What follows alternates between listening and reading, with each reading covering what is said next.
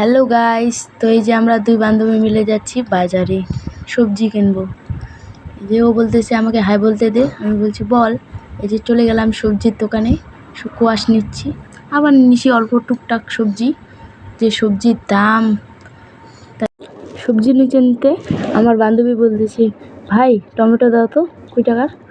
আমি বলতেছি ভাই হবে না রে, দাদা হবে। ও বলতেছে না, আমার আগে বিয়ে হয়েছে তাই আমি বড়। তখন হাসাহাসি করে চলে আসলাম। এই যে এখন মাছ নিচ্ছি, ও মাছ নিল, আমি অল্প মাছ নিলাম। মাছ নেওয়ার পর চলে গেলাম ফুচকা খাইতে। ওখানে ও বলতেছে আমাকে ভিডিও করে দে। আমি তো ওকে ভিডিও করে দিচ্ছি, আমি আর ভিডিও করি নাই। তাই এখানে লাস্টে একটু উঠাইলাম। এই যে কী সবজি নিয়েছি তোমাদেরকে দেখাচ্ছি।